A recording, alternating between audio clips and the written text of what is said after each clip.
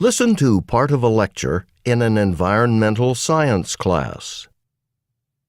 All right, folks, let's continue our discussion of alternative energy sources and move on to what's probably the most well-known alternative energy source, solar energy.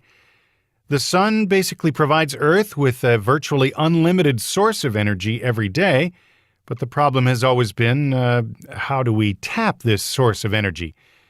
Can anyone think of why it's so difficult to make use of solar energy? Because it's hard to gather it? That's exactly it. Solar energy is everywhere, but it's also quite diffused. And the thing is, the dream of solar energy is not a new one. Humanity has been trying to use the sun's light as a reliable source of energy for centuries. And around the beginning of the 20th century, there were actually some primitive solar water heaters on the consumer market, but they didn't sell very well. Any of you want to guess why? Well, there were other energy choices like oil and natural gas, right? Yeah, and for better or for worse, we chose to go down that path as a society. When you consider economic factors, it's easy to see why. But then in the 1970s, there was an interest in solar energy again. Why do you think that happened? Because oil and natural gas it became scarce? Well, not exactly. The amount of oil and natural gas in the earth was still plentiful, but there were other reasons. It's a political thing, really, and I'm not going to get into that now.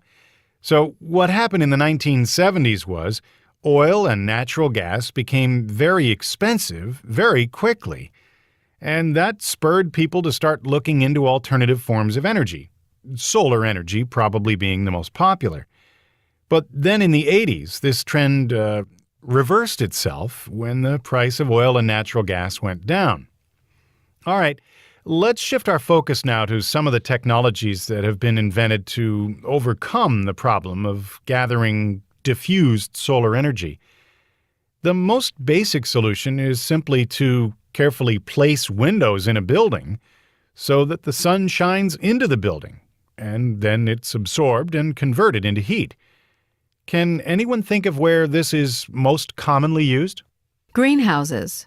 Yep, greenhouses, where plants are kept warm and provided with sunlight because the walls of the building are made entirely of glass. But we do also have more complex systems that are used for space heating, and they fall into two categories, passive and active heating systems. Passive systems take advantage of the location or design of a house. For example, solar energy is gathered through large glass panels facing the sun. The heat is then stored in water-filled tanks or concrete. No mechanical devices are used in passive heating systems. They operate with little or no mechanical assistance. With active systems, on the other hand, you collect the solar energy at one location, and then you use pumps and fans to move heat from the collectors through a plumbing system to a tank, where it can be used to heat a home or to just provide hot water.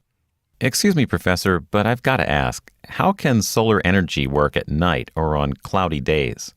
That is a really good question.